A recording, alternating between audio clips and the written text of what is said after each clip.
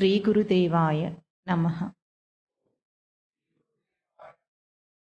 ఓం సల్లక్షణ సమారంభాం చిదానందేతి మధ్యమాం అస్మదాచార్య పర్యంతాం వందే గురు పరంపరాం. ఓం గీతామృత మహోదధయే నమః. ఓం గీతామృతాస్వాద ఆనందాయ నమః.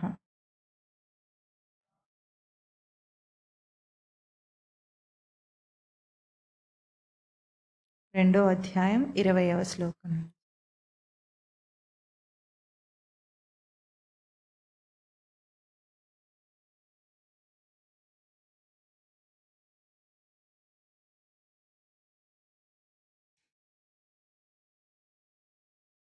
న జాయతే మ్రియతే వా కదాచిత్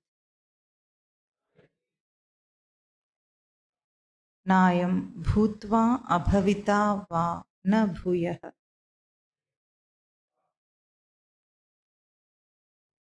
అజో నిత్యః శాశ్వతోయం పురాణః. న హన్యతే హన్యమానే శరీరే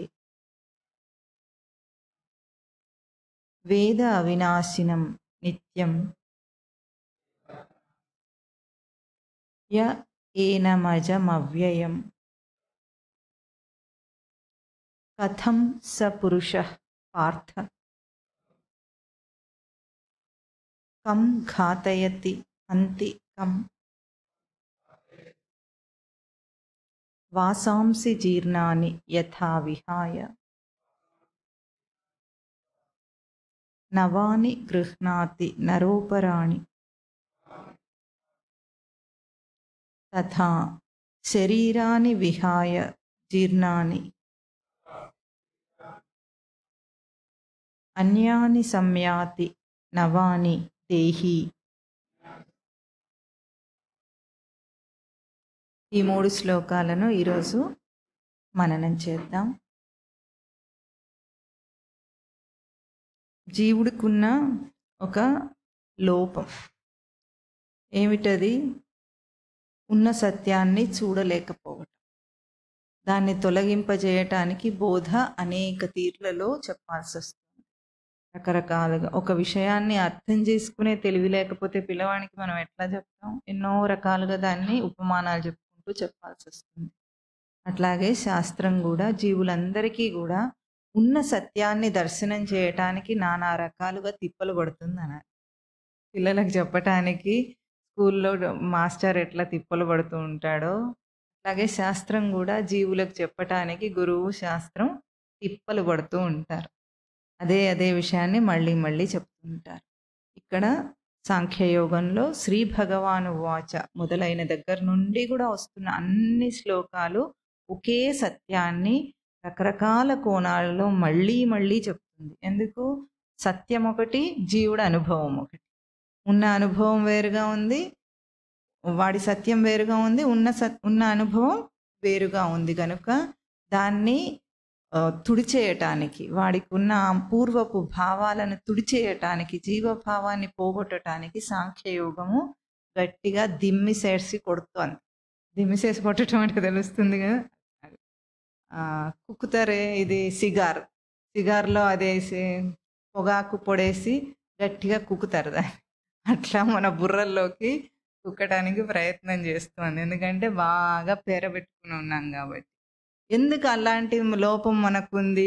మరి ఇంతగా చులకన చేసి మాట్లాడతారు జీవుణ్ణి. నాకు అట్లా కాదు, ఒకసారి చెప్పగానే నాకు అర్థం అవుతుంది అంటే ఎందుకు ఆ లోపం వస్తుందంటే మనిషికి ఒక దోషం ఉంది. అదేమిటంటే ముందు ఒక దానికి సంబంధించిన కథ చెప్పుకుంటే అర్థమవుతుంది.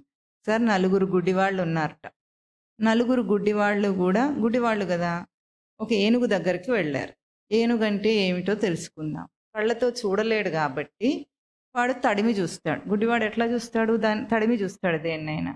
3 ఏనుగు దగ్గరగా వెళ్ళారట. వెళ్ళి ఏనుగు అంటే ఏమిటో తెలుసుకోవడానికి ప్రయత్నం చేస్తున్నారు. ఒకడు ఏం చేశాడు, కాళ్ళ వైపు వెళ్ళాట. కాళ్ళ దగ్గరికి వెళ్ళి కాళ్ళు పట్టుకున్నాడు. అది ఎట్లా ఉంటుంది, స్తంభం లాగా ఉంటుంది. ఏనుగు కాలు ఎట్లా ఉంటుంది, స్తంభం లాగా ఉంటుంది. వీడికి ఏమర్థమైంది, ఏనుగంటే స్తంభం అని అర్థం చేసుకున్నాడు వాడు. ఇంకొకడు ఏమయ్యాడు, వెనుక వైపు వెళ్ళాడు, వాడు తోక పట్టేసుకున్నాడు. తోక పట్టుకోగానే తోక ఎట్లా ఉంటుంది, చీపురులాగా ఉంటుంది. ఒక కర్రలాగా పొడవుగా ఉండి కింద కొంచెం ఉంటుందా, చీపురులాగా ఉంది. ఇప్పుడు వీడికి ఏమర్థమైంది, ఏనుగంటే చీపురు అని అర్థమైంది. ఇంకొకటి ఏమైంది, కాస్త పైదాకా వెళ్ళి ఇట్లా ఇట్లా తడిమి చూసేసుకొని చెవులు పట్టేసుకున్నట్ట. ఏనుగు చెవులు ఎట్లా ఉంటాయి, చాటలాగా ఉంటాయి. కాబట్టి వాడికి ఏమర్థమైంది, ఏనుగంటే చాట అర్థమైంది. ఇంకొకడు ఏం చేశాడు, ముందు వైపుకి వెళ్ళి తొండం పట్టుకున్నట్ట. తొండం పట్టుకొని అది మెలిక తిరుగుంటుంది కదా, చక్కగా దాంట్లో కూర్చున్నాడు. అది ఊపింది. ఇప్పుడు వాడికి తొండం అంటే ఏమిటి, ఉయ్యాల. ఇప్పుడు మొత్తం కలిపి నలుగురు గుడ్డివాళ్ళు కలిపి 4 రకాలుగా ఒకే ఏనుగును అర్థం చేసుకున్నారా లేదా, అర్థం చేసుకొని పైగా పోట్లాడుకుంటారు. నేను చెప్పిందే కరెక్టు, నేను చెప్పిందే కరెక్టు. ఎందుకు, వాడికి అదే కనిపించింది, అదే స్పర్శత ద్వారా తెలుసుకోగలిగాడు. వాడి అవగాహన అదయ్యింది. కాబట్టి ఇప్పుడు వాడికి ఏది సత్యం అంటే ఎవరు అనుకున్నది వాళ్ళకే సత్యం. అట్లాగే ఎందుకు అట్లా అయ్యింది, అందరికీ వేరువేరుగా ఏనుగు ఎందుకు కనిపించింది చెప్పండి, ఇందులో కారణం చెప్పండి.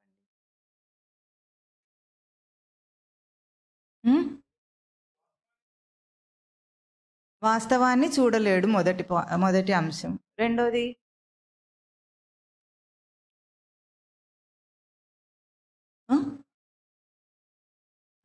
వాడు కొంచెం చూశాడు, మొత్తం బిగ్ పిక్చర్ చూడలేదు, స్మాల్ పిక్చర్ చూశాడు.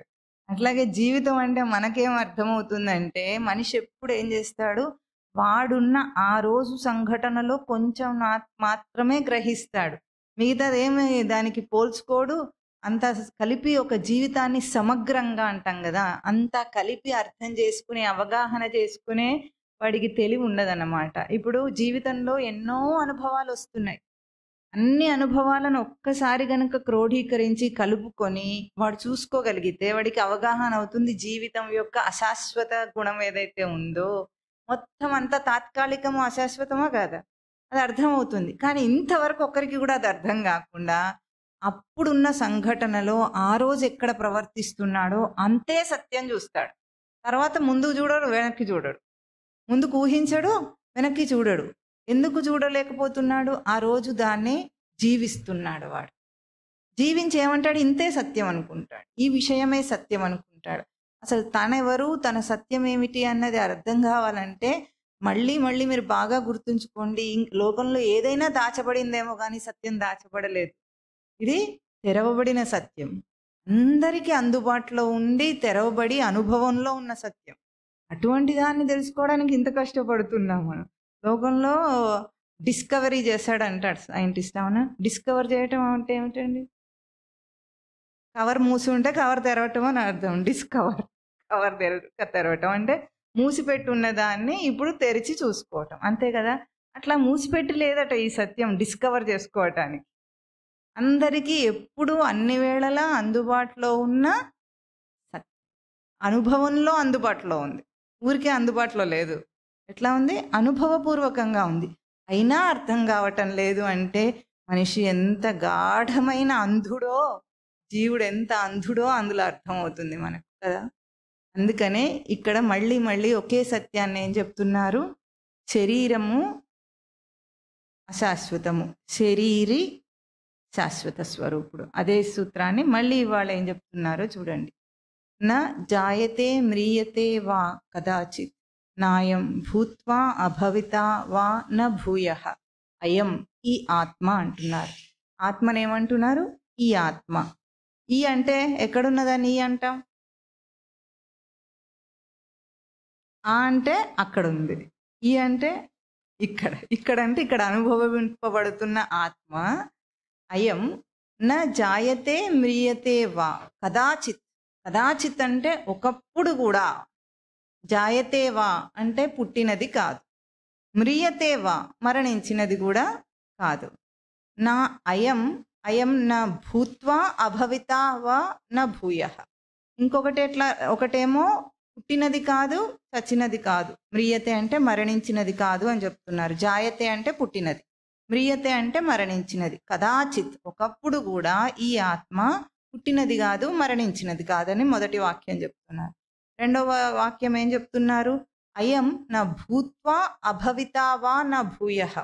ఇప్పుడేమో పుట్టినదై కలిగినది, భూత్వా అంటే కలిగినదై మళ్ళీ కలగకుండా ఉండేది కాదు, ఒకసారి వచ్చి మళ్ళీ లేకుండా పోతుందనేది కాదు. ఇదే కదా వెనక నుండి కూడా చెప్తున్నారు అన్ని శ్లోకాల్లో. మరి అదేమిటి అంటే అజః నిత్యః శాశ్వతః పురాణః. అయం, మళ్ళీ కూడా అయం ఆత్మ, ఈ ఆత్మ ఎటువంటిది? అజః చెప్పండి, నిత్యః శాశ్వతః పురాణః. 4 లక్షణాలు చెప్పారు. అది ఎటువంటిదో, ఎటువంటిది కాదు అని ఏం చెప్పారు? పుట్టినది కాదట. జాయతే అంటే పుట్టినది. కదాచిత్ అని గట్టిగా చెప్తున్నారు. కదాచిత్ అంటే ఇంకా దానికి కొంచెం కూడా ఒకప్పుడు ఏమైనా కొద్దిగా అవకాశం ఉందా అన్నట్టు లేకుండా చెప్పాలంటే సంస్కృతంలో కదాచిత్ అంటారు. లేనే లేదు అనటానికి అర్థం అన్నమాట. అట్లా ఏం చెప్పారు? పుట్టలేదంటున్నారు. మరి పుట్టకుండా ఉన్న ఈ ఆత్మ, మరణించకుండా ఉన్న ఈ ఆత్మ అని అన్నప్పుడు మనకు ఒకటి అర్థం కావాలి. ఇంకా 4వ వాక్యం ఏం చెప్పారంటే నా హన్యతే హన్యమానే శరీరే. హన్యమానే అంటే చంపబడినప్పటికీ నా హన్యతే, చంపబడినది కాదు. చంపబడినప్పటికీ చంపబడినది కాదు. అంటే మన జీవితం అంతా ఒకే చోట 2 సత్యాలు కలిపి ఉన్నాయి, విడిగా లేవు. ఎట్లా ఉన్నాయంటే ఒక ఆబ్జెక్ట్ అంటే మన దేహం కానీ ఇంకేదైనా వస్తువు కానీ ఉంటే దానికి నీడ ఎట్లా ఉంటుంది? నీడ ఎట్లా ఉంటుంది? అంటి పెట్టుకొని ఉంటుందా లేదా? నీడ లేకుండా ఒక ఆబ్జెక్ట్ ఉంటుందా? ఒక వస్తువు ఎందుకు ఉండదు?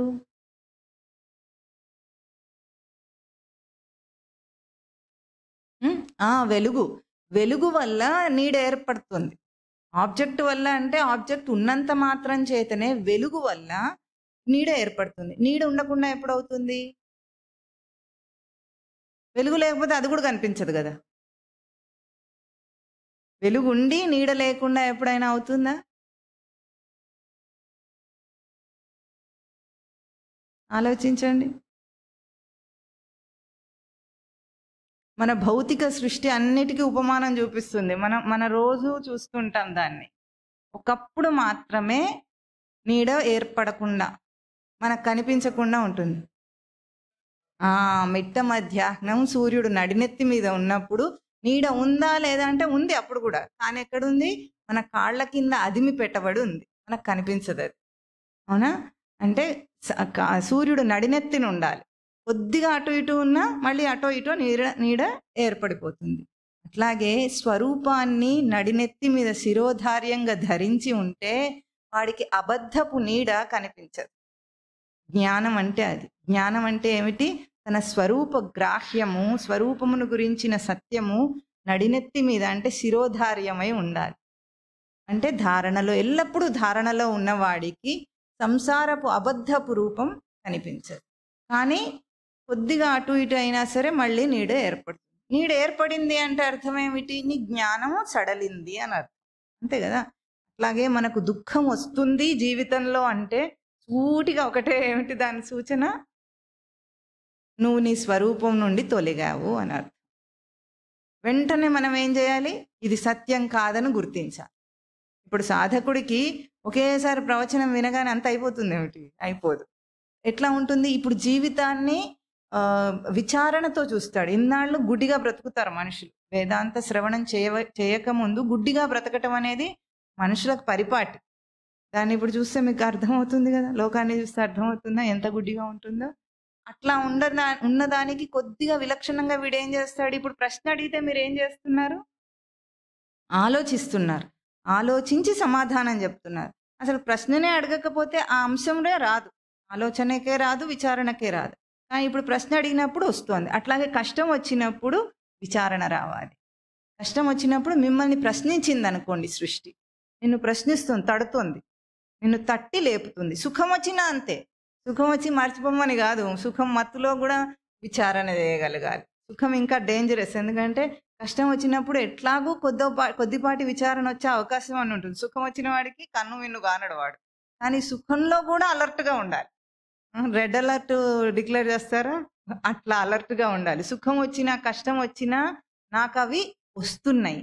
అంటే ఇంకొకటి ఏదో నాకు సూచన చేస్తుంది. నన్ను తట్టి లేపుతుంది. ఇదిగో విచారణ చెయ్యి అంటుంది. అప్పటికప్పుడు విచారణ చేయాల్సిందేమిటి? నేనున్నా, నాకు సుఖం సుఖము వచ్చింది. సుఖము వచ్చింది అన్నామంటే నేనున్నాను ముందే. సుఖానికి ముందే నేనున్నానని కాస్త గుర్తింపు అలవాటు చేసుకుంటే, విచారణ అలవాటు చేసుకుంటే జీవితం అంతా మారిపోతుంది.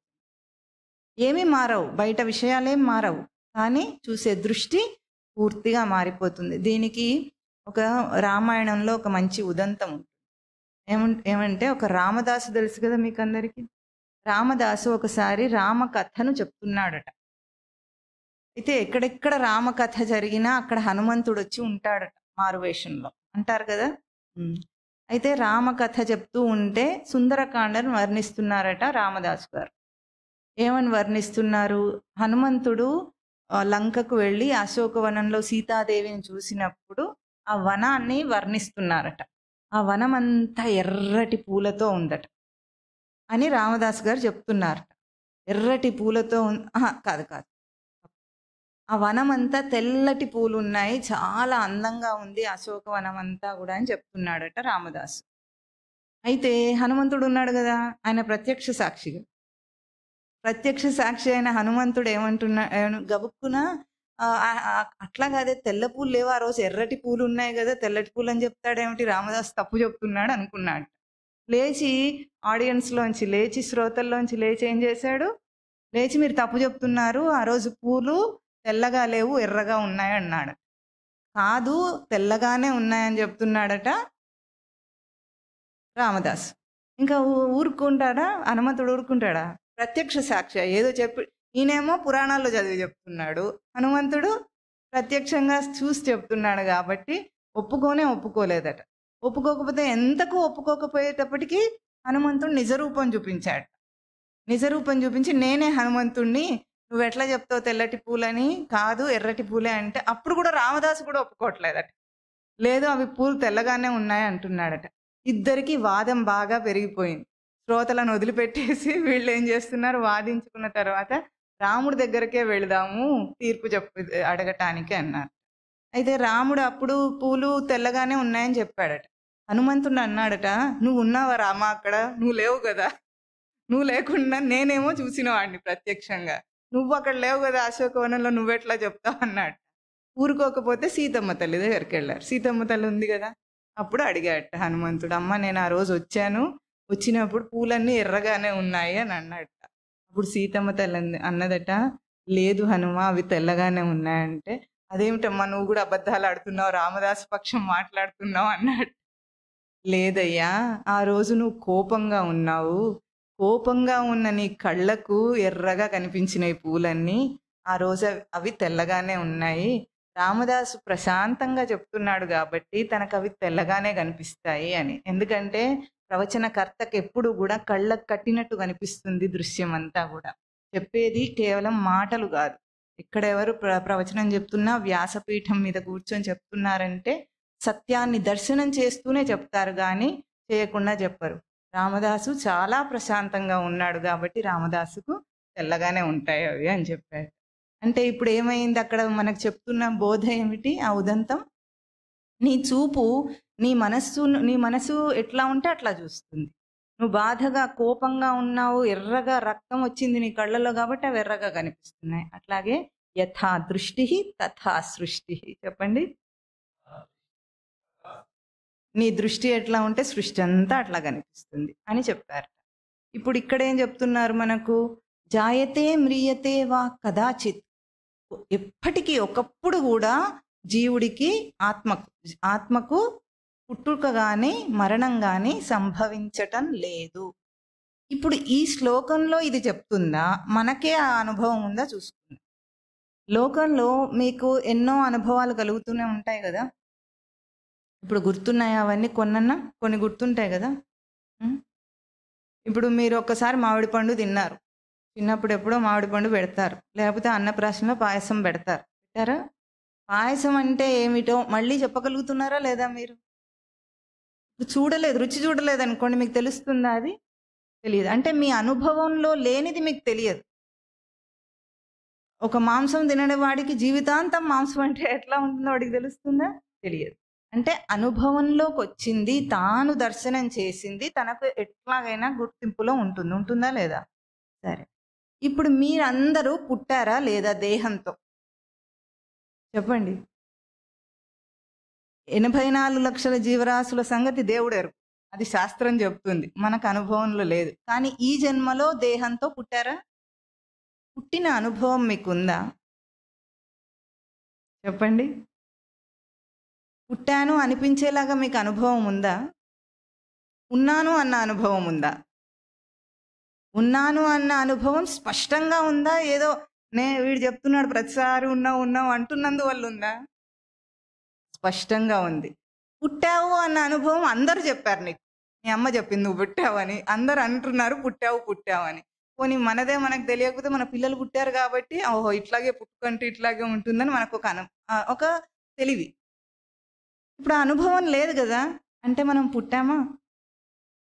పుట్టిన వాళ్ళమా ఉన్నవాళ్ళమా? అనుభవంతో ప్రమాణం చెప్పండి. ఈ శ్లోక ప్రమాణం చెప్పొద్దు మీరు, భగవద్గీతను పక్కన పెట్టి మీ అనుభవ ప్రమాణం చెప్పండి. పుట్టినవాడిగా మీ అనుభవం సత్యమా? ఉన్నవాడిగా మీ అనుభవం సత్యమా? గట్టిగా ఉందా లేదా? ఇప్పుడు ఎవరైనా దీన్ని నిరూపించమంటే మీరు ఏం చేస్తారు? నేను ఎందుకు నిరూపిస్తా, నేనున్నా నాకు తెలుసు, అంతేనా?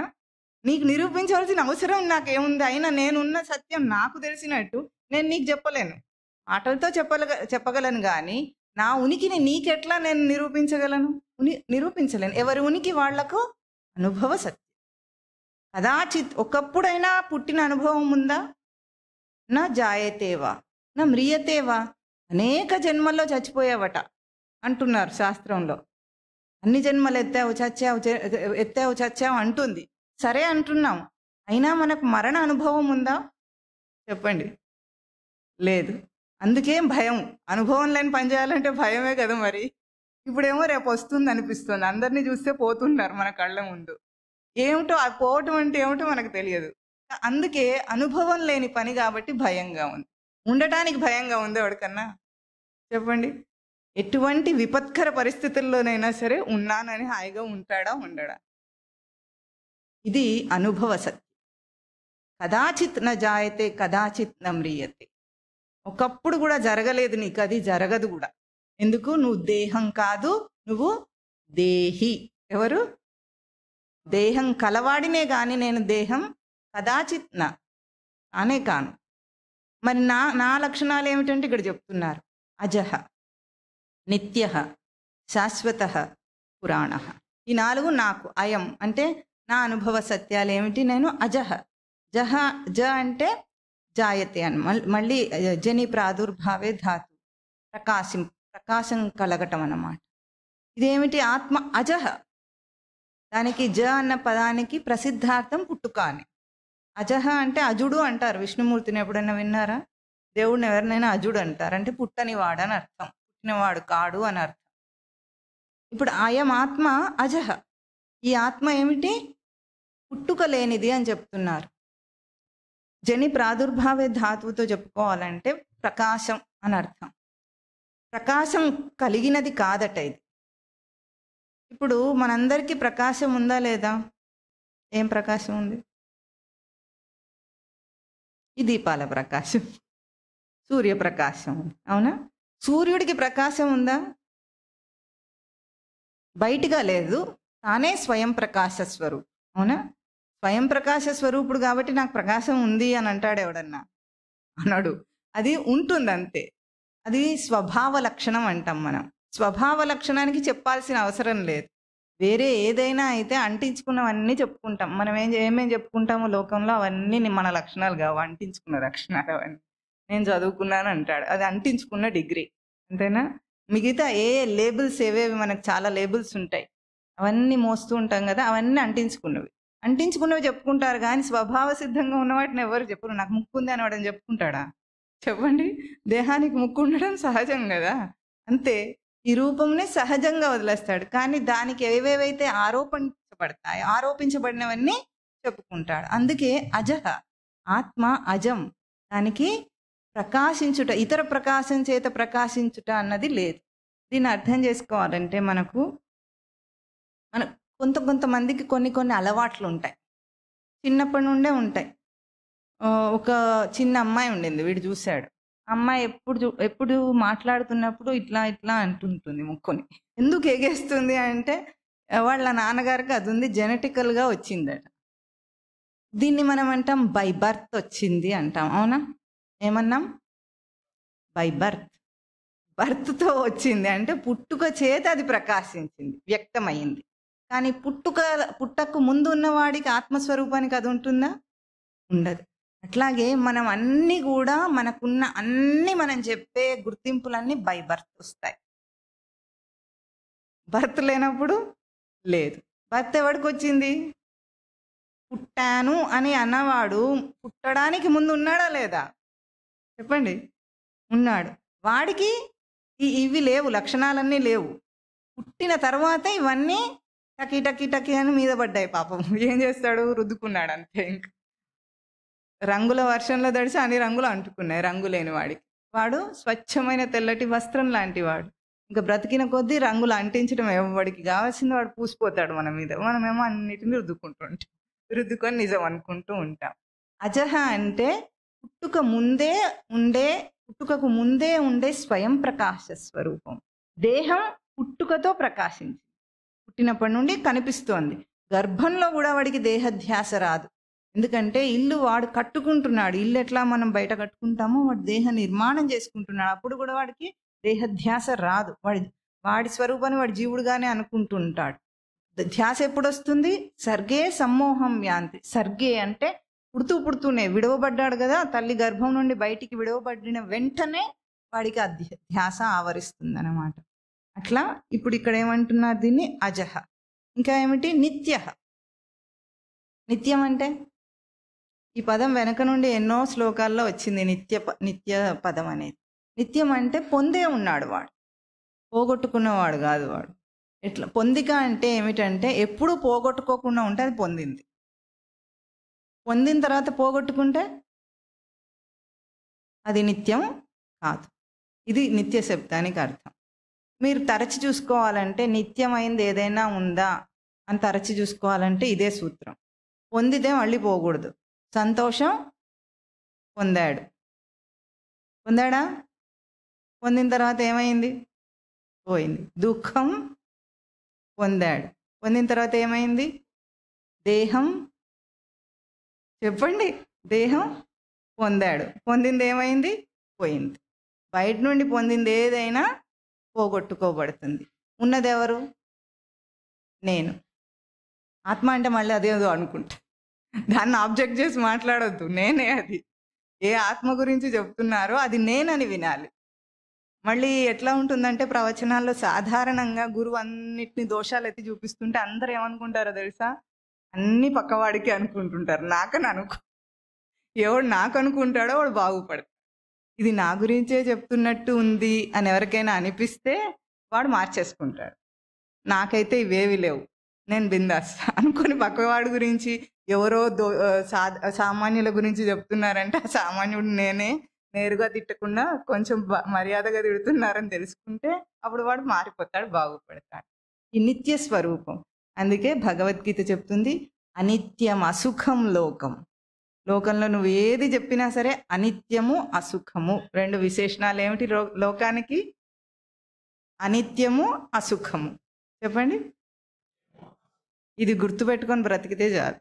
సుఖం అనుకొని నిత్యం అనుకొని భ్రాంతిలో పడకుండా ఉంటే సగం తెలివి అదే వస్తుంది. భ్రాంతి లేకపోతే అదే కనిపిస్తుంది సత్యం.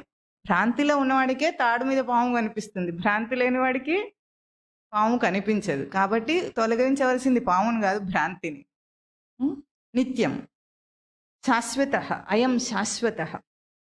శాశ్వతం అంటే నిత్యం చెప్పారు, శాశ్వతం రెండింటికి ఒకటే అర్థమా కదా? లోకంలో నిత్యం అన్నా శాశ్వతం అన్నా ఒకటే కదా. నిత్యం అంటే ఎప్పుడు ఉండేది, శాశ్వతం అంటే ఎప్పటికీ ఉండేది, అంతే కదా. రెండు ఒకేలాగా ఉన్నాయి కదా. మళ్ళీ మళ్ళీ అవే చెప్తుంటాడు కృష్ణుడు. తర్వాత తర్వాత శ్లోకంలో కృష్ణుడికి బొత్తిగా ఈరోజు స్థితిగతులు తెలియనట్టుందని అనిపిస్తూ ఉంటుంది. చూద్దాం. ఆ? శాశ్వతం అని ఎందుకు అన్నాడు? శాశ్వతం అంటే ఎప్పటికీ ఉండేది కాదు, ఎప్పటి నుండో ఉన్నదని అర్థం. ఎప్పటి నుండో ఉంది, ఎప్పటికీ ఉండేది, ఎప్పుడూ ఉన్నది అని అర్థం. దాని అర్థం ఎప్పుడూ ఉన్నది. అది అంటే ఏమిటంటే ఉనికి. పరమాత్మకు ఎప్పుడు ఉన్న స్వరూపం అని మనం నమ్ముతామా? అది ఎట్లా ఉంటుంది? సృష్టిలో ఏదైనా అట్లా ఎట్లా ఉంటుంది అని అంటామా మనం ఎప్పుడైనా? అనం కదా. ఆ సాహసం అయితే చెయ్యం. ఒకవేళ సందేహం వచ్చినా అననైతే అనం. ఎందుకు వచ్చింది ఆయనతో పెట్టుకోవటం అనుకుంటాం, కానీ అట్లా అనుకోం. కానీ జీవుడి గురించి కూడా అదే సత్యం అని చెప్తోంది శాస్త్రం. అదే సత్యం నిజంగా కూడా. శాస్త్రం చెప్తుందని సత్యం కాదు, నిజం అదే. నువ్వు శాశ్వత స్వరూపుడు. శాశ్వత స్వరూపుడు అంటే ఎప్పటి నుండి ఉందో అనాది అంటారు దాన్ని. అనాది అంటే మొదలు తెలియబడింది. ఒక చక్రం గీసేసాం, దానికి ఆది అంతములు చెప్పగలమా? చెప్పలేం. దానికి మొదలెక్కడో చివరెక్కడో చెప్పలేం. అట్లాగే అనాది స్వరూపం, శాశ్వత స్వరూపం. నేను అనాది స్వరూపాన్ని. అనాది అయిన స్వరూపానికి అంతం ఉంటుందా? అంతం లేకపోతే బాధనే లేదు కదా. మన బాధ అంతా ఎందుకు వస్తుంది? ప్రతి విషయంలో ఒక మరణాన్ని అనుభవిస్తున్నాడు. ఎందుకు అనుభవిస్తున్నాడో తర్వాత శ్లోకంతో పోల్చి చెప్పుకుందాం. ఆ మరణం ఎట్లా ఉంటుంది విషయంలో అనేది. తాను అనంత స్వరూపుడు, అనాది స్వరూపుడు. అంతం లేదు, ఆది లేదు. నువ్వు ఎప్పుడూ ఉన్నవాడివే. ఈ దేహం మాత్రమే కాసేపు ఉండి నిన్ను తైతక్కలాడించి నేనే అన్నట్టుగా మోహపరిచి మళ్ళీ వెళ్ళిపోతుంది. శాశ్వత అయం పురాణ. పాత పురాణం అట, పాత చింతకాయ పచ్చడి. పురాణం అంటే ఏమిటి మనకు తెలిసింది? పాత చింతకాయ పచ్చడనా? నిజానికి అదే మంచిది కదా ఆరోగ్యానికి. పురాణ అంటే పురాణాల్లో చెప్పే కథలని అని కాదు అర్థం. పురాణం అంటే పాతదని కాదు అర్థం. పురా అపి నవ పురాణ అంటే ముందే ఉండదై కూడా ఇప్పుడు నీ చేత గుర్తింపబడేది, ఇప్పుడు కూడా కొత్త దానిగా గుర్తింపబడుతుందట. మీకు ఏ వస్తువైనా చూడండి, వాడిన కొద్దీ ఎట్లా ఉంటుంది? అది అలవాటైపోతుంది. అవునా? అలవాటైపోయి దాని విలువ గుర్తింపులో ఉండదు.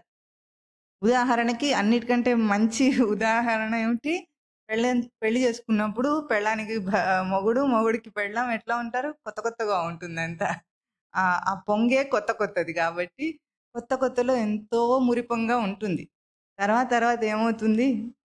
10 ఏళ్ల తర్వాత రుసరుసలు, చిరుబుర్లు అన్నీ ఉంటాయి ఎప్పటికీ. అవునా లేదా?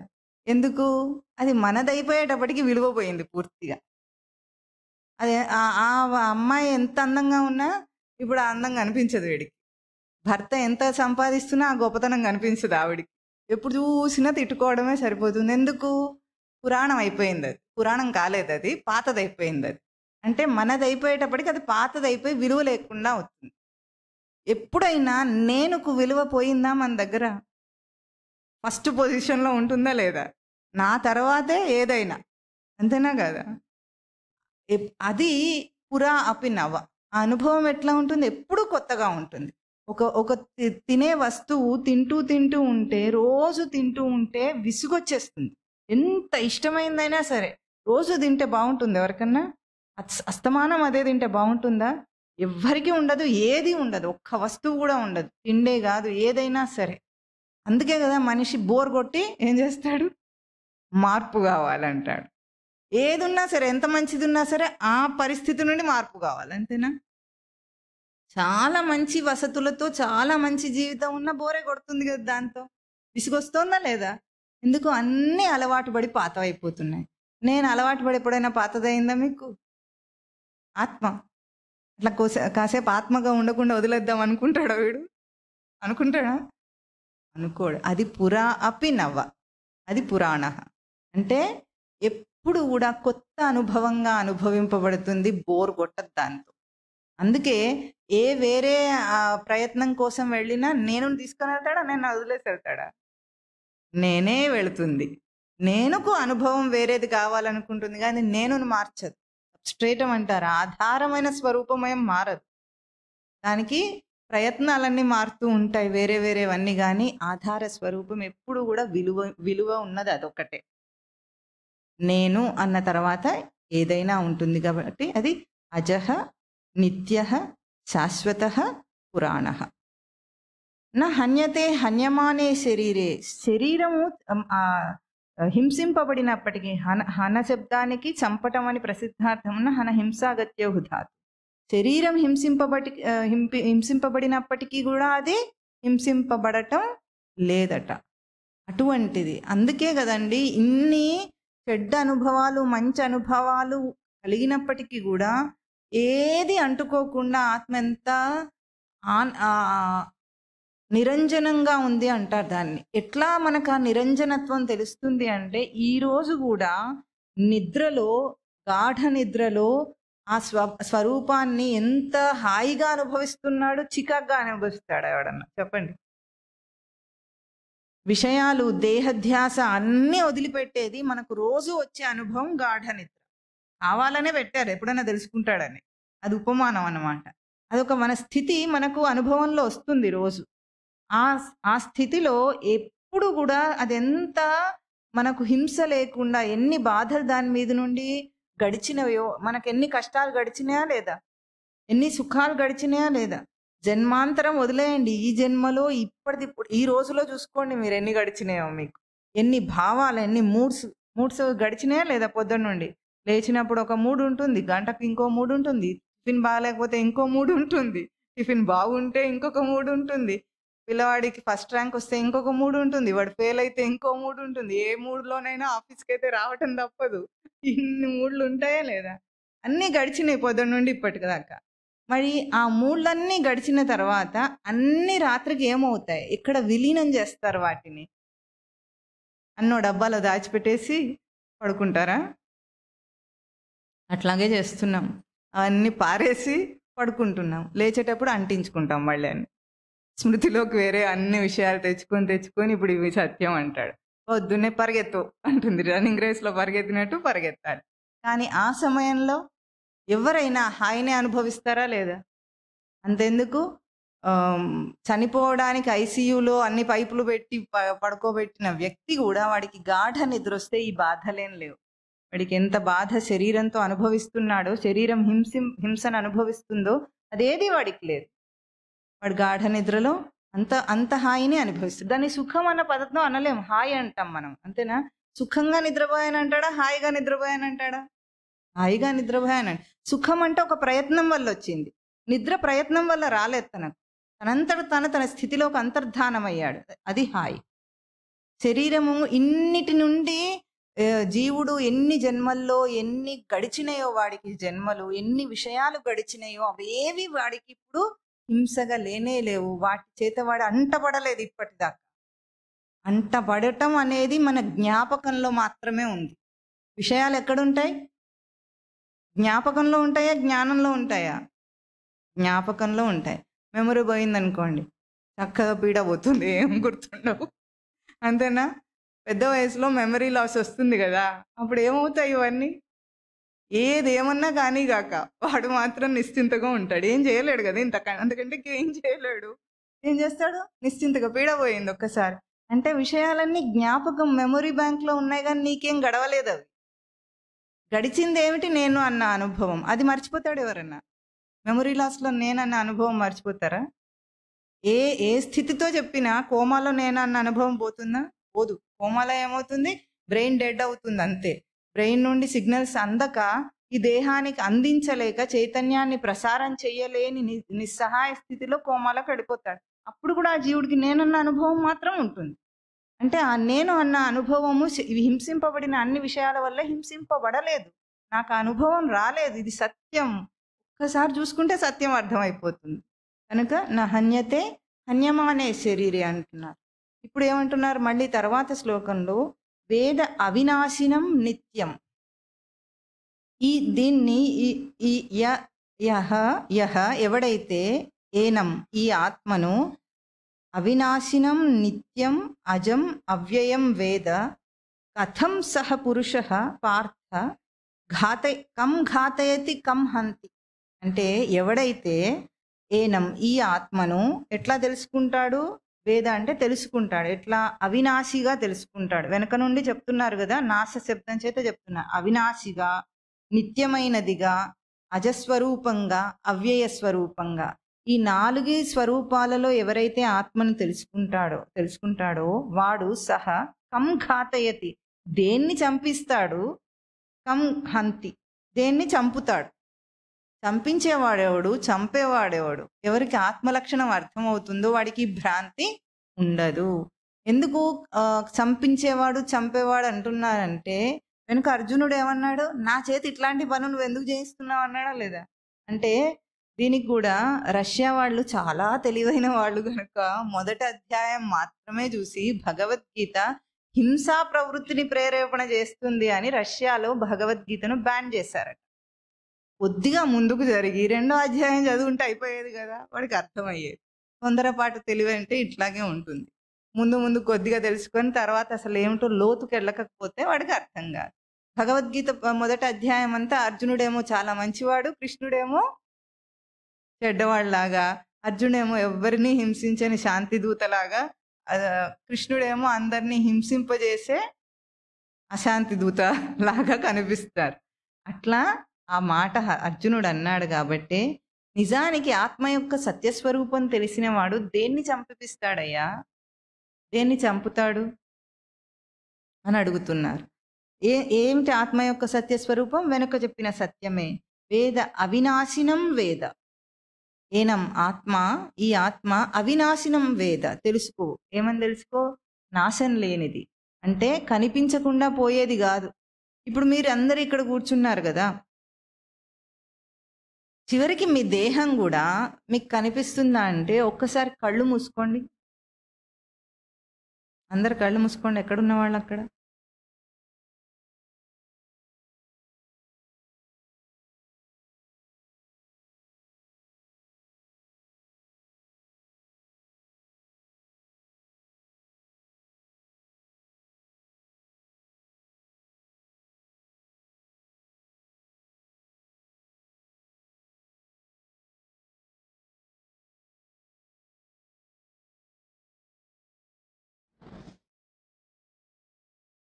ఇప్పుడు కళ్ళు తెరవండి. ఏం అనుభవం తెలిసింది మీకు?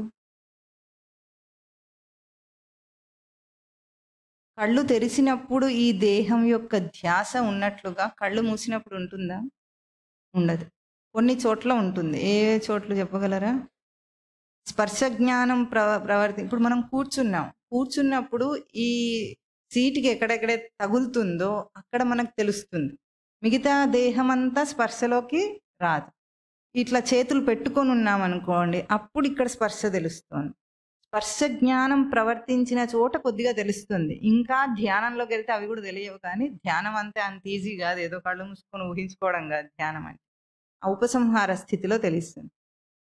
ఏదైనా సరే కనిపించకుండా పోయేది ఎప్పుడు వస్తుంది? ఈ ఇంద్రియ స్పర్శను వెనక్కి తీసుకుంటే తన అనుభవం కనిపించకుండా ఉండేది కాదు. అది ఎట్లా ఉంటుంది? నేను అన్న స్పర్శ వేరు, ఈ దేహం వేరుగా తెలుస్తుంది. మనం దాన్ని తెలుసుకోవాలని ప్రయత్నం చెయ్యం కానీ, ఒప్పుకోవాలని ప్రయత్నం చెయ్యం కానీ మనకి ఎట్లా ఉంటుంది?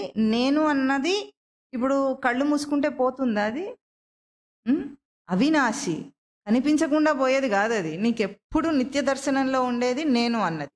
దేహము నిద్రలో తెలియట్లేదు, ధ్యానంలో తెలియట్లేదు, ఏమరపాట్లో అసలే తెలియదు. ఏమరపాట్లో ఎట్లా తెలియకుండా ఉంటుంది? నడుచుకుంటూ వెళ్తూ ఉంటాడు, హకీమని గోడను కొట్టుకుంటూ వెళ్తాడు. వీడే కొట్టుకుంటే దెబ్బ తగులుతుంది, రక్తం వస్తుంది. వీడేమంటాడు? గోడ తగిలింది అంటాడు. అది వచ్చి తగిలిందా? వీడు వెళ్ళి కొట్టుకున్నాడా? చెప్పండి. ఆ మాట ఎందుకన్నాడు? వీడు ఏమరపాట్లో ఉన్నాడు, స్పృహ లేదు వీడికి. గబగబా పరిగెత్తుతున్నాడు, కొట్టుకున్నాడు, రక్తం వచ్చి ఇప్పుడు స్పృహ వచ్చింది. అప్పుడు ఏమంటాడు? గోడని అంటాడు. స్పృహ లేని వీడిని అనడు. అట్లా మనం ఎన్నో పనులు చేసేటప్పుడు దేహం యొక్క స్పృహను వదిలేస్తున్నాం, పట్టించుకోకుండా వదిలేస్తున్నాం, కనిపించకుండా పోతుంది. కానీ నేను అన్న స్మృతి దర్శనం కనిపించకుండా పోతుంది ఎప్పుడన్నా? అది అవినాశి, కనిపించకుండా ఎప్పటికీ పోదు. అంటే అనుభవంలో లేకుండా పోనే పోదు. ఇంకా నిత్యం మళ్ళీ అదే. ఎప్పటికీ నిత్యం అంటే మళ్ళీ బయట నుండి అతికించుకున్నట్టు పొందబడింది కాదు. అజం మళ్ళీ అది స్వయం ప్రకాశ స్వరూపం. ఇతర ప్రకాశముల చేత తెలియబడే ప్రకాశం కాదు. నేను అన్న స్మృతి స్వయం ప్రకాశ స్వరూపం. అవ్యయం. మారుతుందా ఎప్పుడన్నా? మారుతుందా? మారదు.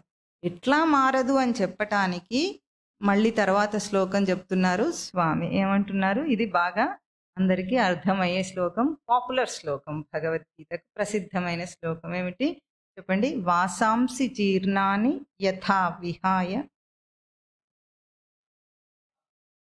నవాని గృహ్ణాతి నరోపరాణి తథా శరీరాని విహాయ జీర్ణాని అన్యాని సంయాతి నవాని దేహి.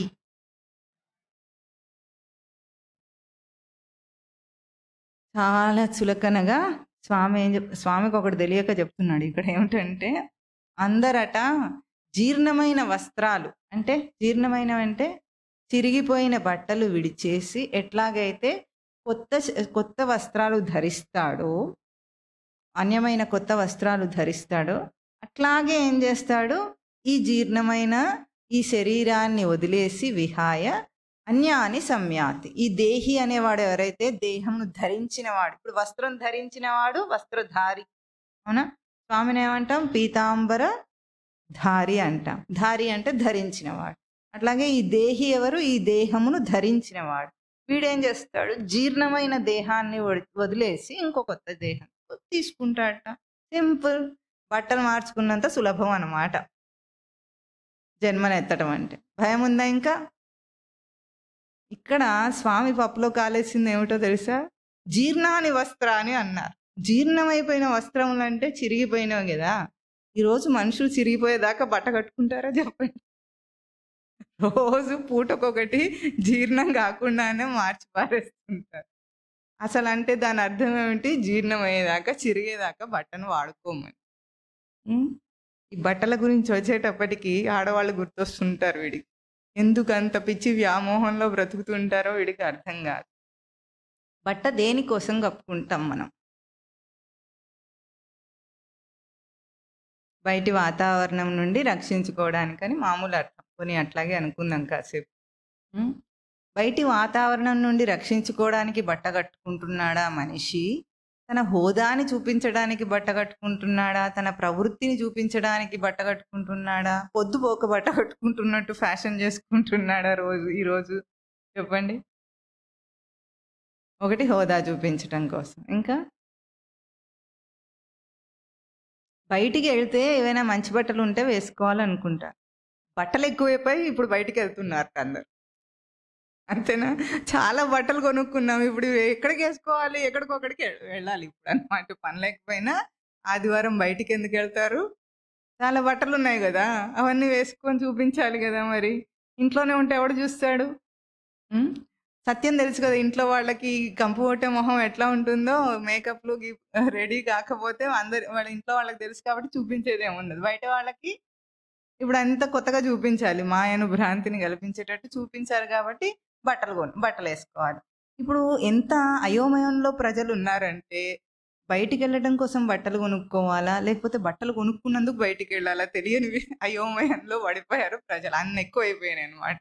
ఎక్కడ తెరిచినా సరే ఇట్లా కుప్పలు కుప్పలు బట్టలు పడతాయి. అన్నీ ఉండగా అన్ని రేంజ్ల బట్టలు ఉంటాయని 400 చీర దగ్గర నుండి 40,000 4 లక్షల చీర దాకా ఉంటుందా?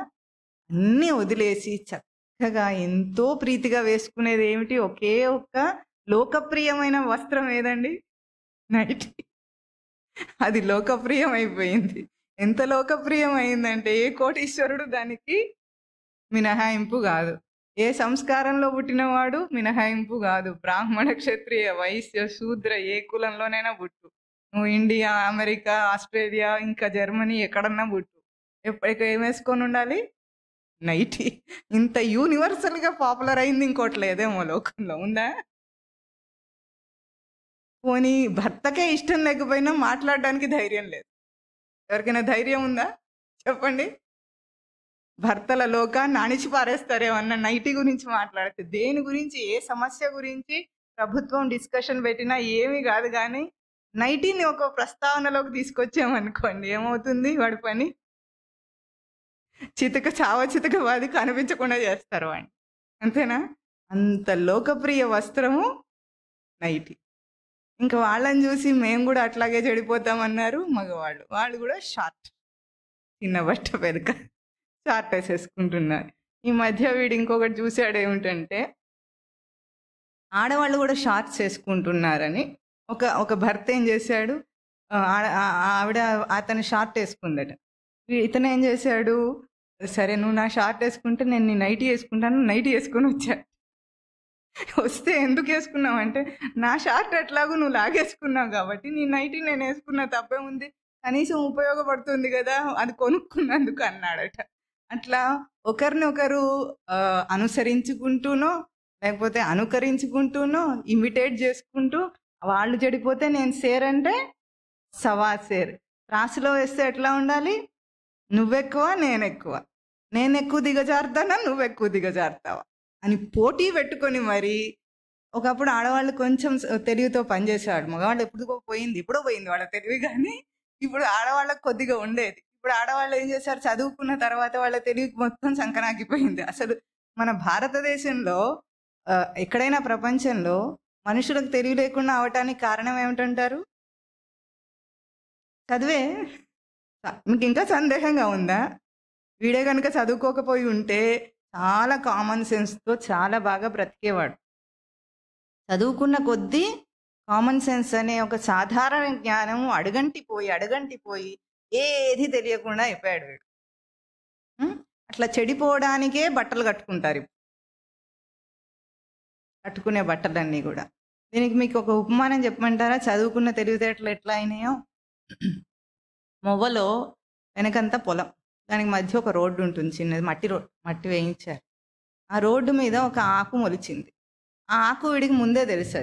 దాన్ని తెలుగులో తెల్ల గలిజేరాకు అంటారు. ఎవరికైనా తెలిసే ఉంటుంది కదా మీకు, గలిజేరాకు. అది మొలిచింది. అయితే అది నిజమా కదా, అదేదో తింటే మంచిది కదా, దాన్ని సంస్కృతంలో పునర్నవ అంటారు.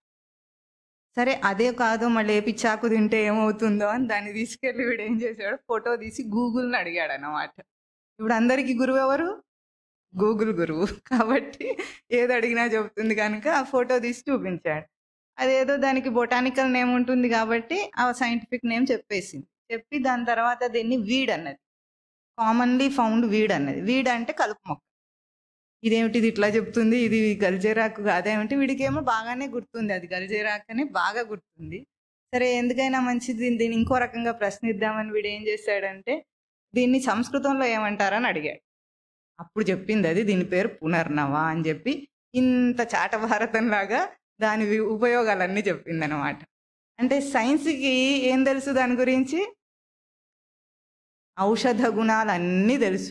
ఇంకా దాని తర్వాత ఏఐ ద్వారా తెలుసుకోవాలో అని అనుకుంటున్నారా అని వచ్చింది అక్కడ. ఎందుకైనా కుతూహలత కదా మనిషికి, నొక్కాడనమాట. నొక్కేటప్పటికి అది ఏం చేసింది, కొన్ని వందల సైట్లు ఓపెన్ చేసేసి అన్నిటినీ వెతికి దాంట్లోంచి ఒక సారాంశాన్ని వీడికి చూపించింది అనమాట. అది దేనికి పనిచేస్తుంది, ఎట్లా పనిచేస్తుంది.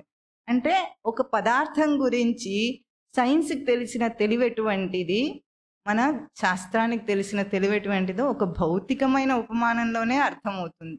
ఇట్లా ఎన్నో మంచి అలవాట్లన్నిటినీ మనం ఇవన్నీ కూడా ఏమనుకున్నాము, మూఢాచారాలు అనుకున్నారు. ఏమన్నారు చెప్పండి? మన దేశ పద్ధతులన్నిటినీ అందరూ ఏమని నేర్పించారు మనకు? చాలా బాగా చదువుకొని మూఢాచారం అని అన్నీ తీసిపారేసి, ఎక్కువ చదువుల వల్ల కెమికల్స్తో బాగా తయారు చేసుకొని, ఆ కెమికల్ ఫర్టిలైజర్స్తో పండించుకొని రోగాలు తెచ్చుకొని, ఆ రోగాలకు మందులు వెతుక్కుంటూ, రోగాలను క్రియేట్ చేసుకుంటూ, మందులు వెతుక్కుంటూ ఏం చేసింది సైన్స్ మొత్తానికి? ఏం చేసిందో చెప్పండి ఇప్పుడు? బ్రతకడమే కష్టంగా తయారు చేసింది. అవునా లేదా? ఇప్పుడు డబ్బు సంపాదించినా రోగం బారి నుండి తప్పించుకోలేడు. ఏది ఉన్నా రోగం బారి నుండి ఎవరైనా తప్పించుకోగలరా?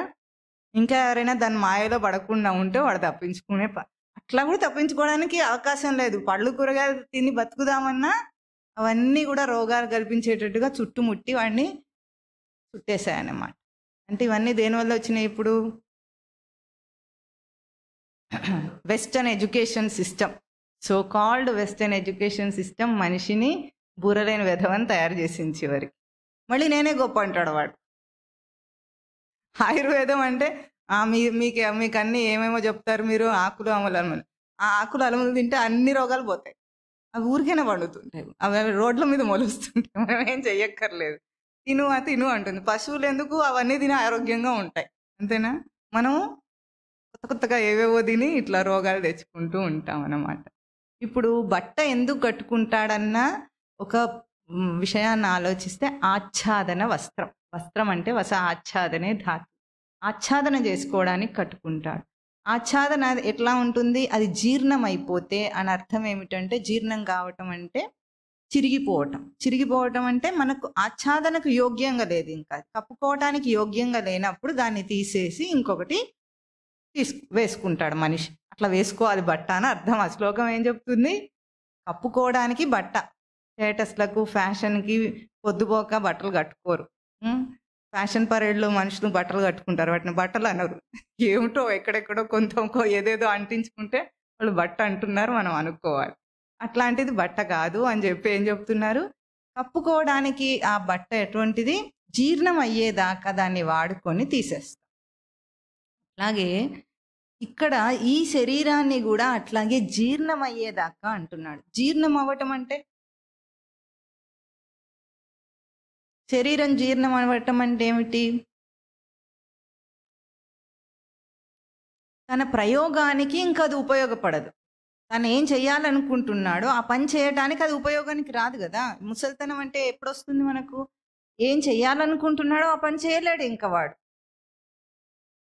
మనిషి ప్రయోగం ఏమిటి? దేహంతో ఏదో ఒకటి చేసి దాని నుండి అనుభవాన్ని తీసుకోవాలి. ఆ కదలికల్లో, ఆ చేష్టల్లో, బయట క్రియల్లో, అన్నిట్లో కూడా అన్ని పనులను ఎందుకు చేస్తున్నాడు? మనం దాన్ని కర్మ అంటాం. కర్మని ఇంకా వివరంగా మనం తెలుసుకుందాం, ముందుకంతా కర్మే ఉంటుంది కాబట్టి. ఆత్మ తర్వాత కర్మనే.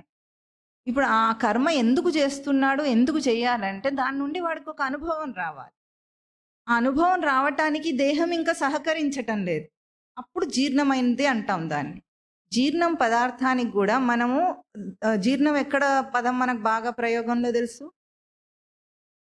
తిన్న అన్నం జీర్ణం అవుతుంది కదా, అక్కడే మనం జీర్ణం ప్రయోగం ఎక్కువగా తెలుసు. అంటే తిన్న అన్నం ఏమవుతుంది?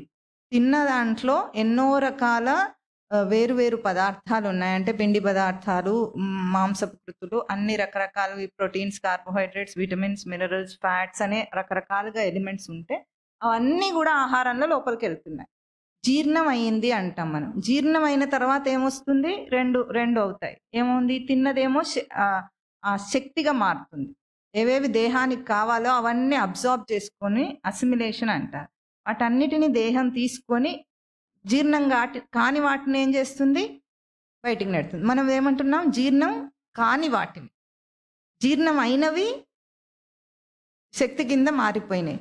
అంటే ప్రయోగం చేసింది మనకు ఉపయోగానికి వచ్చేసింది జీర్ణం అయ్యిందంటే. కానిది ఏదైతే మనకు ప్రయోగానికి రాదో దాన్ని మనం మలం అంటాం. మలాన్నే విడిచేస్తుంది దేహం, అవునా?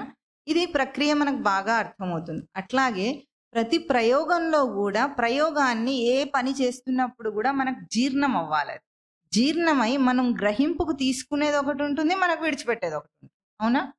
ఎన్ని పనులు చేశారో, ఎన్ని చేష్టలు చేశారో, దేహంతో చేశారో, బుద్ధితో, మనసుతో చేశారో, అన్నిటితో చేస్తామా లేదా? మనం మామూలుగా కర్మేంద్రియాలతో చేసేటప్పుడు బుద్ధిని, మనస్సును ఎక్కువగా వాడకుండా మామూలుగా నడవటము, పనులు చేయటం చేసేస్తాం. దాని వెనుక ఒక మనస్సు, బుద్ధితో పనిచేసేటప్పుడు కేవలము ఒక వస్తువు ఇక్కడ నుండి అక్కడ పెట్టడం కాకుండా ఏదైనా రాస్తున్నాం, కర్మేంద్రియమైన చెయ్యి ఉన్నా అక్కడ మనస్సే ప్రధానమైన ఇంద్రియం, అవునా?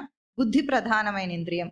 అంటే ఇంద్రియాల ప్రయోగంతో మనం ఈ దేహాన్ని వాడుకుంటున్నాం.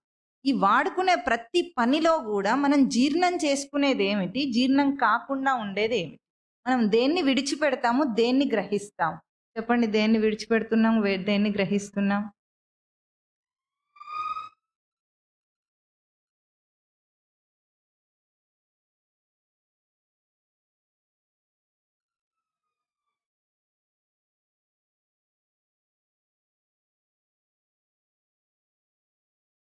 ఈ శబ్దం విని మీరు ఏం గ్రహించారు, ఏం విడిచిపెట్టారు?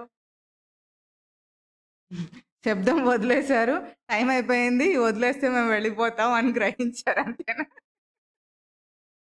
శబ్దం ఏమి విని మీరు దారంలో పెట్టుకొని రికార్డ్ చేసుకున్నారా? రికార్డ్ చేసుకోలేదు. ఈ కెమెరా మైక్ ఏం చేస్తుంది? ఆ శబ్దాన్ని మాత్రం రికార్డ్ చేస్తుంది, కానీ అది ఇంటికి వెళ్ళమనేది దానికి తెలియదు. దానికి అవసరం లేని ప్రయోగం కాబట్టి అదేం ఉండదు దానికి. మీకు ఆ శబ్దం అవసరం లేదు. అది ఇచ్చిన సంకేతం, సూచన ఏమిటి? టైం అయిపోయింది. టైం అయిపోయిందన్న సూచన తీసుకొని మీరు వెళ్ళిపోయేదాన్ని మీరు గ్రహించారు, అవునా? అట్లా ఇది కూడా మీరు తర్వాత వదిలేస్తారు. ఇంటికి వెళ్ళిపోవడంతో పోల్చినప్పుడు ఇదంతా ఏమున్నది, సంఘటననే లేదు. మరి మనం ప్రతి విషయంలో ఏది పట్టుకుంటున్నామో ఏది వదిలేస్తున్నాం? అది జీర్ణమైంది. ఎందుకంటే ఇక్కడ చెప్పారు, వాసాంసి జీర్ణ అని ఒక ఆచ్ఛాదన తీసుకుంటాడు వాడు. తీసుకొని అది జీర్ణమయ్యేదాకా వాడుకుంటాడు. వాడుకొని జీర్ణం చేసుకున్న దాన్ని ఉంచుకుంటాడు, జీర్ణం కాని దాన్ని వదిలేస్తాడు. ఏది జీర్ణమైంది ఇంతవరకు? ఏమేమి ఉంచుకున్నారో చూసుకోండి, అప్పుడు జీర్ణమైందని అర్థం. ఏమేమి ఉన్నాయి మీ దగ్గర?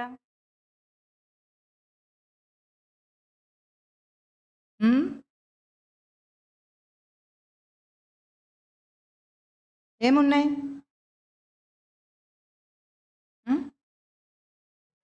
అనుభవాలు ఉన్నాయి. ఏ అనుభవాలు ఉన్నాయి?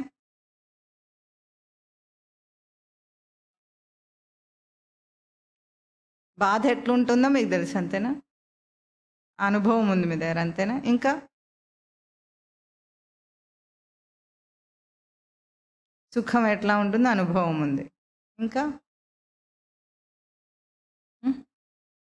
రుచులు, రుచులు అనుభవంలో ఉన్నాయి. ఇంకా ఏదైనా అనుభవింపబడితే మన దగ్గర ఉంటే మళ్ళీ మనం అడగం కదా? అడుగుతామా? అడగం. మరి ఇవన్నీ అనుభవంలో ఉన్నాయంటున్నారు, మళ్ళీ అడుగుతున్నారు కదా ఇవన్నీ కావాలని. వంకాయ కూర ఎన్నిసార్లు తిని ఉంటారు ఇప్పటికీ? చెప్పండి. అనుభవంలో ఉందా, రుచి లేదా? మరి మళ్ళీ ఎందుకు కావాలంటున్నారు? బాగుందో బాగాలేదో? మీకు బాగుంటే అందరికి బాగుంటుంది ఏమిటి? బాగుందో బాగాలేదో మీకు అనుభవం తెలుసు, రుచి అనుభవం. కానీ మళ్ళీ ఇప్పుడు కావాలంటున్నారంటే ఉంటే కావాలంటామా, లేకపోతే కావాలంటామా? లేకపోతే కావాలంటాం. అంటే అది ఉన్నదేం కాలేదు, ఒక గుర్తు సంకేతాన్ని ఇచ్చింది, కానీ అది వెళ్ళిపోయింది, కానీ అది మన దగ్గర లేదు. అది ఏదైతే బాగుంది అన్న సంకేతాన్ని ఇచ్చింది, కానీ ఆ బాగు ఎట్లా ఉంటుందో మనకేం అందలేదు దాని నుండి. ఎన్నిసార్లు వంకాయ కూర తిన్నా ఏదో వచ్చినట్టే అనిపిస్తుంది, కానీ మళ్ళీ రావట్లేదు. అందుకే మళ్ళీ మళ్ళీ అడుగుతున్నాడు దాన్ని. అడుగుతున్నాడా లేదా? అంటే అనుభవం వచ్చినట్లే వచ్చి ఒక సంకేతాన్ని రుచి చూపించి తట్టి అది వెళ్ళిపోతుంది. మళ్ళీ అది లేదు మన దగ్గర, అది లేదు. ఏదో కావాలనుకున్నది మీకు రాలేదు. అందులో వస్తే ఇక్కడ ఉంటే కనుక మళ్ళీ అడగడు, అంతేనా? ఆ ఉంటే అడగడు అన్న విషయం గుర్తించేదాకా ప్రయత్నం ఎట్లా ఉంటుంది? మళ్ళీ దానికోసం జీర్ణం అయితే శక్తి వచ్చేస్తుంది మనకు. అట్లాగే అనుభవం వచ్చి ఉంటే, నాకు అర్థమైంది అన్న అనుభవం వచ్చేసి ఉంటే, తీసేసుకుంటే మళ్ళీ ఇంకా అడగడు. తిన్న తర్వాత శక్తి వచ్చిన తర్వాత మళ్ళీ వెంటనే తింటాడు వాడు? తినడు. మళ్ళీ ఆ శక్తి ఖర్చు అయితేనే తినాలి. అది కూడా రూలే. మనం ఇప్పుడు అట్లా చేయట్లేదు అది కూడా. ఎందుకంటే ఏం శ్రమ పడకుండానే, ఖర్చు చేయకుండానే మళ్ళీ మళ్ళీ తింటేనే అట్లా అవుతుంటాడు అన్నమాట. లేకపోతే ఎప్పటికప్పుడు ఖర్చు చేసి తినడం వాడైతే అట్లా కావడం, అంతే కదా? దేహం అంత కొవ్వుని అంతటా జమ చేస్తూ ఉంటుంది, ఇక్కడ అన్ని టైర్లన్నీ వస్తూ ఉంటాయి. ఎందుకు వస్తూ ఉంటాయి? ఖర్చు ఏమో లేదు, మళ్ళీ తింటూ ఉంటాడు కాబట్టి వస్తుంది. అంటే మనం ఏం చేస్తున్నాము? తీసుకున్న దాన్ని మనకు కావలసినంత శక్తి వచ్చేస్తే చాలా నేస్తాం, తీసుకోలేము. ఇంకా దేహం కూడా అపోజ్ చేస్తుంది, ఇంకా చాలరా అంటుంది, అంతేనా? ఇంకా చాలు, నేను ఇంక ఇవ్వలేను అంటుంది. ఎట్లాగో ఇక్కడ కూడా జీర్ణం అవ్వటం అంటే ఒక అనుభవంలో మీరు కోరుకున్నది వచ్చిందైతే గనుక మళ్ళీ ఆ పని చేయడు మనిషి. మళ్ళీ ఏ పని అయితే చేస్తున్నాడో ఆ పనిలో వాడికి రావాల్సిన అనుభవం రాలేదు అనే అర్థం. వచ్చినట్లు అనిపిస్తుంది కానీ రాదు. ఎట్లాగైతే పిల్లలు చదువుకున్నాను నాకు వచ్చేసింది అంటాడు, మళ్ళీ రాయబోతే రాదు. అందుకే కదా వాడికి ఎంత పర్సెంట్ వస్తుంది? 40, 50, 60, 70% వస్తుంది. పోయింది ఎంత పర్సెంటేజ్? 30, 40, 50 అన్నీ పోయినాయా లేదా? ఆశ అయితే చేస్తున్నాం మనం 40కే, కానీ మిగతా 60 ఏమైంది? పోయింది. వాడికి ఆ జ్ఞానం లేదనే కదా, పాఠాల జ్ఞానం లేదనే కదా దాని అర్థం. మనమైతే క్లాసులు నెట్టేస్తున్నాం, కానీ వాడికి రావాల్సిందైతే రాలేదు. అట్లాగే మనకు కూడా అనుభవం నిజంగా సరిగ్గా రావటం లేదు కాబట్టే మనిషి మళ్ళీ మళ్ళీ ప్రయత్నం చేస్తూనే ఉంటాడు. ఈ శ్లోకానికి ఇంకా వివరంగా అర్థం చెప్పుకోవాలి. చాలా కోణాల్లో ఇది మనం తెలుసుకోవాల్సిన శ్లోకం. ఎందుకంటే దాని మామూలు అర్థం, పై అర్థం చెప్తేనే మనకు అర్థమైపోతుంది. ఎట్లాగైతే చిరిగిపోయిన వస్త్రం విడిచేస్తాడో అంతే సులభంగా, అంతే సహజంగా దేహి, ఆత్మస్వరూపుడైన వాడు ఈ దేహాలన్నిటినీ మార్చేసుకుంటాడు అని అర్థం ఉంది దాంట్లో. అంత మాత్రం సరిపోదు, ఇంకా మనం దాన్ని నిత్య జీవితంతో పోల్చుకుంటే మనకు బాగా అర్థమవుతుంది. ఈ శ్లోకాన్ని ఇంకొంచెం వచ్చేసారి మళ్ళీ మననం చేద్దాం. చెప్పండి. న జాయతే మ్రియతే వా కదాచిత్ నాయం భూత్వా అభవితా వా న భూయః అజో నిత్య శాశ్వతోయం పురాణః న హన్యతే హన్యమానే శరీరే వేద అవినాశినం నిత్యం య ఏనమజమవ్యయం కథం స పురుషః పార్థ కం ఘాతయతి హంతి కం వాసాంసి జీర్ణాని యథా విహాయ నవాని గృహ్ణాతి నరోపరాణి తథా శరీరాని విహాయ జీర్ణాని అన్యాని సంయాతి నవాని దేహి. ఓం తత్ సత్.